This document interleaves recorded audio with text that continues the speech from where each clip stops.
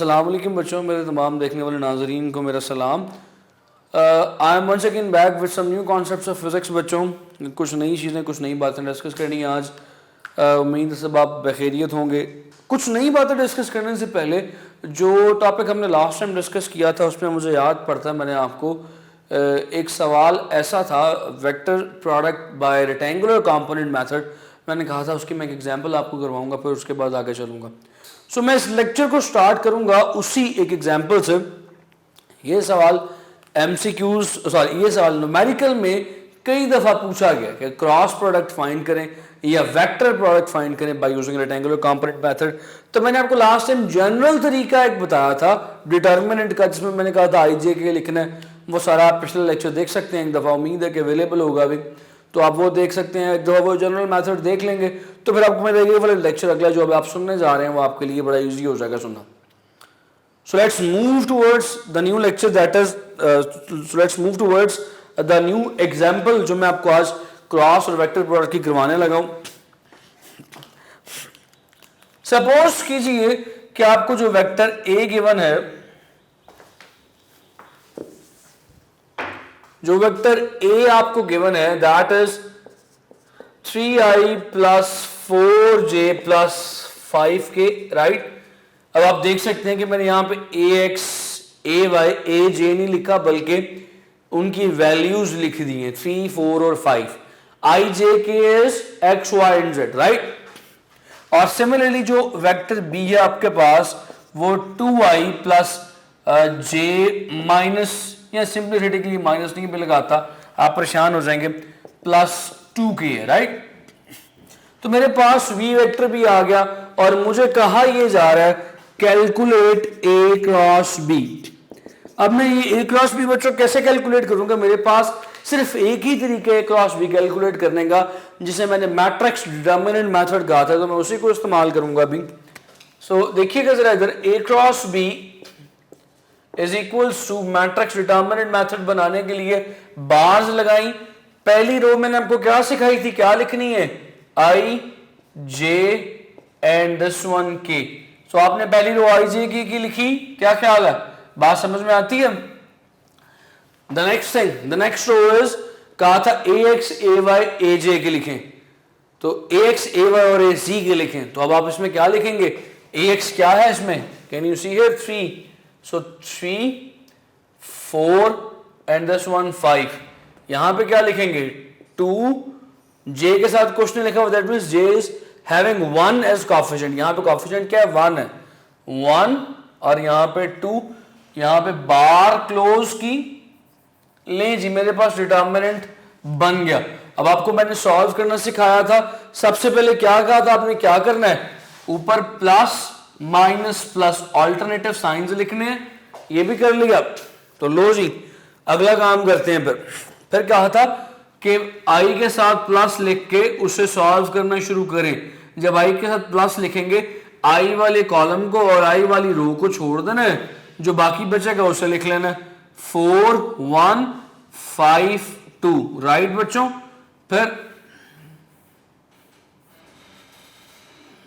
फिर आगे चलें, मैंने आपको बताया था नेक्स्ट साइन और next unit vector j minus j, another बार, इसको छोड़ा 3 2 5 2, 3 2 5 2, देन प्लस के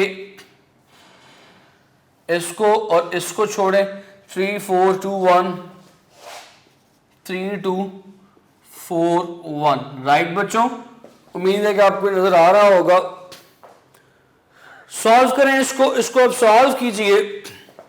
प्लस i वैसे ही रहने दें, इन दोनों को मल्टीप्लाई करें, 4 2s are 8, 8 माइनस 5। मैं स्टेप बाय स्टेप करता हूं, आप कहीं परेशान ना हो जाए। 8 minus 5 minus j, 3 2s are 6 और 5 2s are 10, 6 माइनस 10 प्लस के 3 1 3 माइनस 8। क्या ख्याल है, सॉल्व कीजिए इसको। 8 माइनस 5 3, तो 3i minus 6 minus 4, 6 minus 10 minus 4, minus minus plus 4j, 3 minus 8 minus 5 plus minus minus हो जाएगा माइनस 5 के। तो मेरे पास ये जो वैल्यू आई है किसकी वैल्यू है, ए क्रॉस बी की वैल्यू है। सो आप देख सकते हैं क्रॉस बी क्या निकला, 3i plus 4j minus 5k। It is a vector quantity, इसीलिए इसके साथ आई जे और के साथ लग रहे हैं।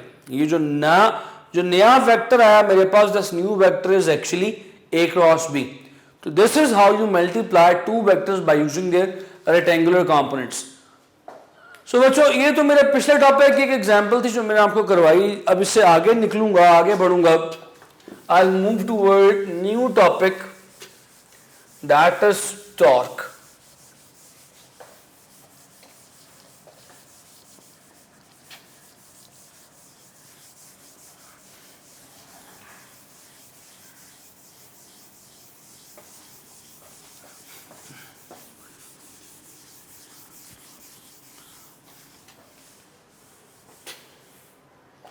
अच्छा बच्चों, let's talk about torque now. Torque के ऊपर बात करने से पहले मैं आपको थोड़ा सा ये बता दूं कि इस टॉपिक में मैं आपकी वो एक कंफ्यूजन हल करूंगा जिसमें मैंने कहा था कि याद रहे कि जब हम a डॉट बी को एक्सपैंड करते हैं तो आपके पास cos थीटा आता। फिर मैंने इससे पिछले लेक्चर में, कल के लेक्चर में कहा था कि जब हम क्रॉस प्रोडक्ट को एक्सपैंड करते हैं तो साथ साइन थीटा आता है विद अ यूनिट वेक्टर। साथ मैंने वहां पे आपके सामने एक सवाल रखा था कि जब आप क्रॉस प्रोडक्ट को ओपन करते हैं तो साइन थीटा क्यों आता है। ये वाली बात तो मैंने आपको एक्सप्लेन कर दी थी कि जब आप डॉट को एक्सपैंड करते हैं साथ कॉस थीटा आता है। ये बात मैं आपको एक्सप्लेन कर चुका हूं। अब सवाल लास्ट लेक्चर में मैंने ये रखा था कि जब क्रॉस प्रोडक्ट को एक्सपैंड करूंगा साइन थीटा क्यों आएगा। तो कोशिश करूंगा आज के लेक्चर में इस सवाल को भी हल करूं कि why cross product always have sine theta when it is expanded.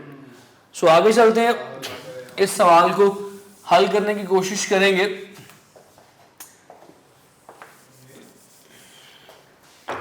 Let's talk about torque. What is meant by torque बच्चों?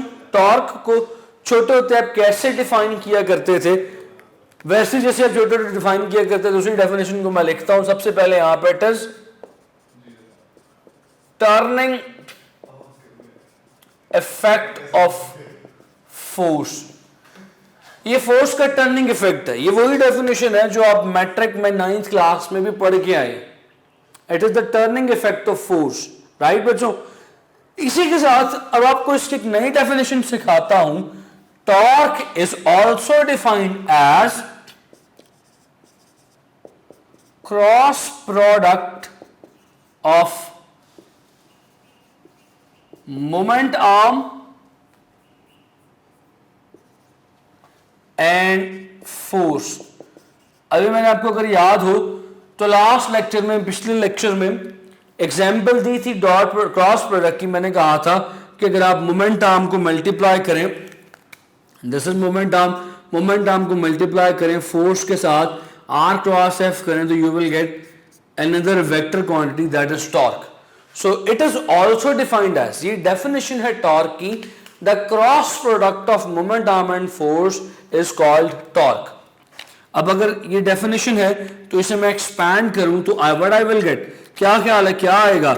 Torque would be equals to R F sine theta into N cap. ऐसे ही है बच्चों, मेरे पास जब इस cross product को एक्सपैंड करूंगा आर एफ साइन थीटा आएगा। सवाल ये है कि why I am getting this sine theta, why I am always getting this sine theta. मैं हमेशा साइन थीटा क्यों, मुझे इस क्रॉस प्रोडक्ट को ओपन करते हुए हमेशा साइन थीटा ही क्यों देखने को मिलता? इस सवाल को समझने के लिए एग्जाम्पल लीजिए कि आपके पास एक एलिप्टिकल ऑब्जेक्ट है, 3D ऑब्जेक्ट है, जो कि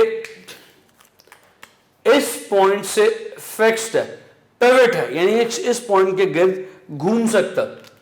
एंड दिस वन, ये जो मैंने रेड कलर से एक वेक्टर ड्रॉ किया, this vector is the vector R, ये मोमेंट आर्म का वेक्टर है। और इस पॉइंट पे जहां पे इस वेक्टर का हेड है वहां पे एक फोर्स लग रही है somehow in this direction. This is force F. क्या ख्याल है बच्चों, it will rotate? Yes, of course it will rotate. ये रोटेट करेगा, इसकी रोटेशन कुछ ऐसी होगी, एंटी क्लॉकवाइज, ये ऐसे घूमेगा। इसका मतलब ये है कि फोर्स का कोई कंपोनेंट ऐसा है जो इस पूरे के पूरे इलिप्टिकल ऑब्जेक्ट को एंटी क्लॉकवाइज घूमने पे मजबूर कर रहा है। बजाहिर देखा जाए तो this force is not perpendicular to moment arm, जबकि आपने बचपन में भी पढ़ा कि मोमेंट आर्म अगर परपेंडिकुलर हो फोर्स की, ये दोनों वेक्टर्स अगर आपस में परपेंडिकुलर हो तो ही टॉर्क मैक्सिमम होता है। मैंने आपको पिछली क्लास में एक एग्जांपल भी दी थी कि अगर ये मोमेंट आर्म है और फोर्स यूं लगाऊं कि force, can you see here, force is perpendicular to the moment arm, तब टॉर्क मैक्सिमम लगेगा। But in this case moment arm is not perpendicular to the force, तो फिर भी टॉर्क लग रहा है। हाउ? मैंने क्या किया, मैंने इस फोर्स को इसके दो कंपोनेंट्स में रिजॉल्व किया, एक डॉटेड कंपोनेंट ये and other dotted component is this one. क्या ख्याल है बच्चों? अगर आप गौर करें तो ये जो डॉटेड कंपोनेंट है, this component is perpendicular to the moment arm, लिहाजा इस कंपोनेंट को मैं कहता हूं F sine theta. Perpendicular component F Y जो है उसे साइन थीटा से रिप्रेजेंट करते हैं, और this component is parallel to the moment arm, so it is called as F cos theta. तो क्या आप मुझे बता सकते हैं बच्चों, इंतहाई सिंपल बात हो गई, एफ साइन थीटा और एफ कॉस थीटा, इन दोनों में से किस फोर्स के कंपोनेंट की वजह से टॉर्क है? क्या ये कंपोनेंट घुमा रहा है? नहीं, ये तो मोमेंट आर्म की डायरेक्शन में है, इसे तो कभी भी रोटेशन नहीं होगी। तो रोटेशन किस कंपोनेंट की वजह से हो रही है? Because of perpendicular component. ये कंपोनेंट वो कंपोनेंट है जो कि इस पिवट पॉइंट से इस बॉडी को और रोटेट करने में कामयाब हो रहा है। So how can I right torque here? अब मैं टॉर्क को कैसे लिख सकता हूं यहां पे? I know that torque is equal to R cross F. अब मुझे पता है कि फोर्स का कौन सा कंपोनेंट रोटेशन का बाइस बन रहा है, तो मैंने उसी कंपोनेंट को लिखना है। So here it is F sine theta. So effective component for rotation, यानी रोटेशन करवाने वाला इफेक्टिव कंपोनेंट जिसकी वजह से रोटेशन हो रही है, that is F sine theta, not F cos theta, वो तो बाहर खींच रहा है। सो यहां पे जब एक्सपैंड किया तो पता ये चला R F sine theta with its direction give unit vector N. तो यहां पे पता ये चला कि जो हमारे पास इफेक्टिव कंपोनेंट है दैट इज साइन थीटा। ये कैसे पता चला? जब हमने फोर्स को रिजॉल्व किया इनटू इट्स कंपोनेंट। अब अगर मैं इससे आगे चलूं, आपको इसी तरह के एक और एग्जांपल दिखाऊं, मेरे पास यही इलिप्टिकल ऑब्जेक्ट है, लेकिन इस बार मैं फोर्स को रिजॉल्व नहीं करूंगा। सेम उसी पॉइंट से पिवट है, उसी पॉइंट से एक मोमेंट आर्म आगे की तरफ जा रहा है, moment arm is denoted by R vector, और इस मोमेंट आर्म पे एक सेम डायरेक्शन में फोर्स लग रही है जैसे पहले लग रही थी, this is F. But now I am not going to resolve F, अब मैं रिजॉल्व करूंगा मोमेंट आर्म। उम्मीद है कि डायग्राम आपको नजर आ रही होगी बेहतर तौर पे। So let's resolve moment arm. देखिएगा, मोमेंट आर्म का एक कंपोनेंट कुछ परपेंडिकुलर बनेगा फोर्स के, can you see it here,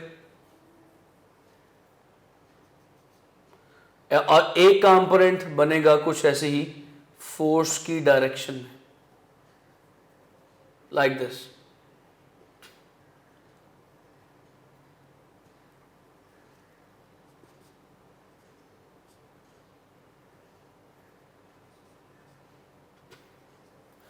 now बच्चों यू कैन सी हियर कि जो कंपोनेंट फोर्स के परपेंडिकुलर है that component is called as R sine theta, और जो फोर्स के पैरेलल या एंटी पैरेलल है, in this case it is called as R cos theta. तो मुझे बताइएगा किसकी वजह से, किस मोमेंट आर्म की वजह से, किस मोमेंट आर्म के क्रॉस रोटेशन हो रही है?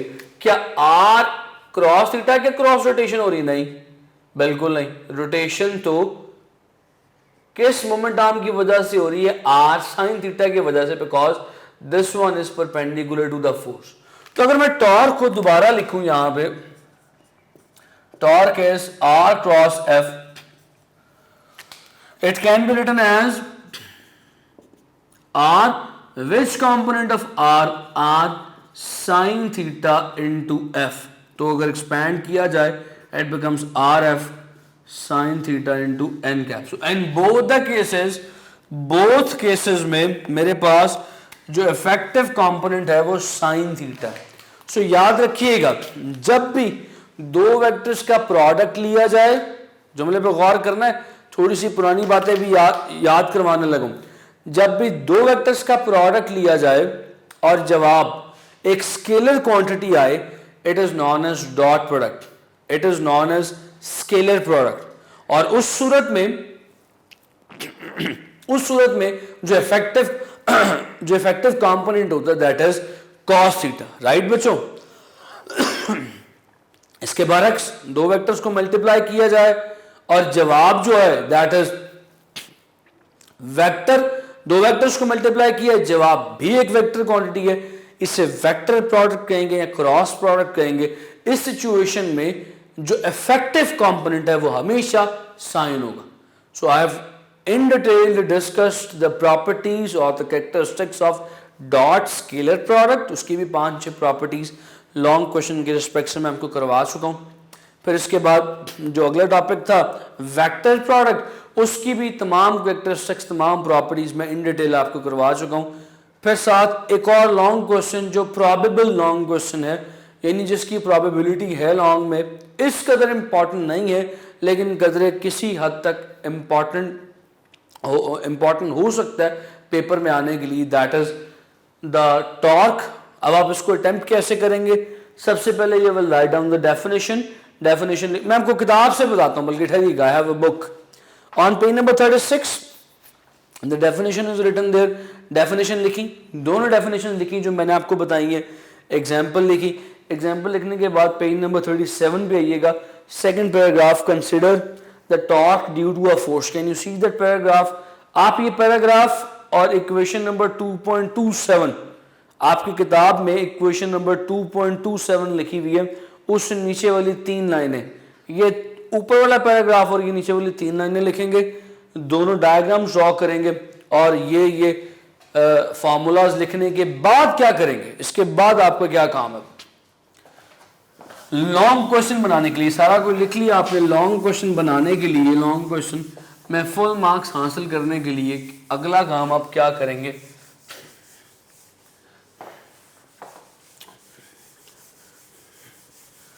इसके बाद आप बताएंगे टॉर्क की कितनी टाइप्स है,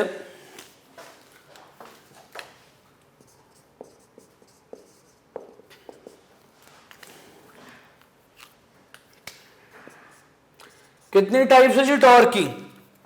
there are 2 types of torque. एक को कहा जाता है क्लॉकवाइज टॉर्क और एक को कहा जाता है एंटी क्लॉकवाइज या काउंटर क्लॉकवाइज टॉर्क। जो घड़ी की सिमत में घुमाए वो क्लॉकवाइज है, जो घड़ी से ऑपोजिट सिमत में घुमाए वो एंटी क्लॉकवाइज है।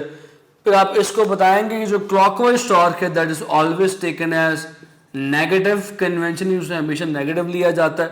Anticlockwise is always taken as positive torque. ये बताने के बाद आप इसके यूनिट्स बताएंगे। यूनिट्स क्या होते हैं जरा देखिएगा। Torque is equals to R cross F, जो आर है moment arm measured in metre, F is measured in newtons, तो न्यूटन मीटर लिखा जाता। इसके यूनिट्स न्यूटन मीटर है। इससे अगर आगे बढ़ें, इसे एकदम आगे चलें तो पेपर में नहीं लिखेंगे आप, मगर मैं आपको यहाँ पे समझा देता हूँ। अगर आप पेज नंबर 37 का लास्ट पैराग्राफ देखें, अगर आपके पास किताबें हैं तो सामने देखिएगा, मैं पढ़ने लगूँ। Torque is the counter part of force for rotational motion. इस लाइन को अंडरलाइन कर लें, आपने सीने पर लिख लें।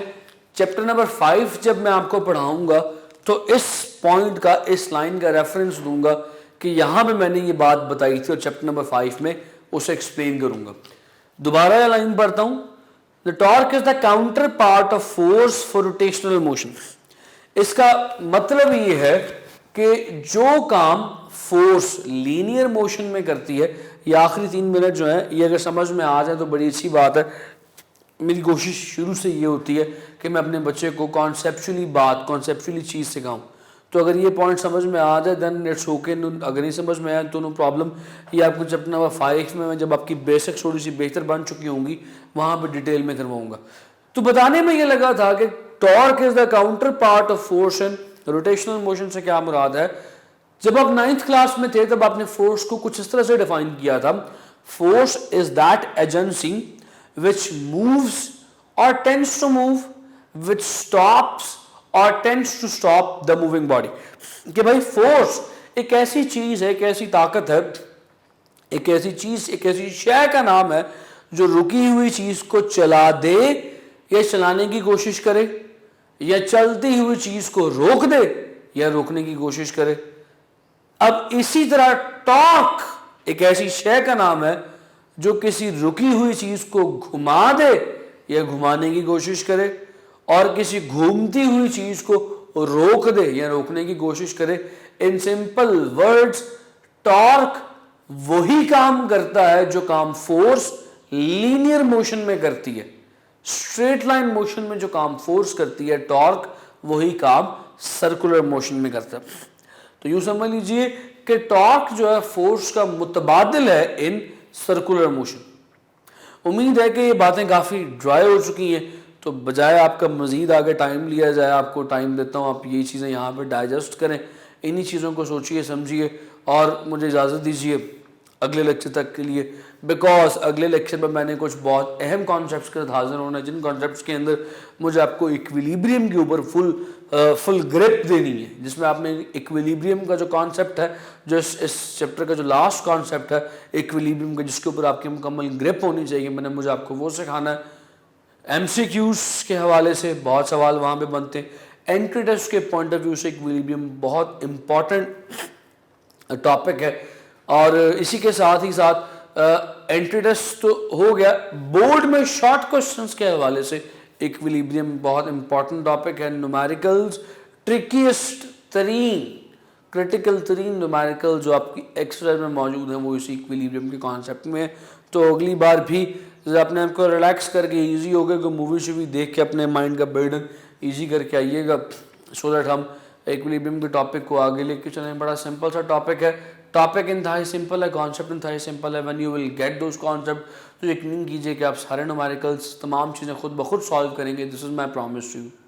अपना ख्याल रखिएगा, अपने घर वालों का ख्याल रखिएगा। मुझे इजाज़त दीजिए, अल्लाह हाफ़िज़।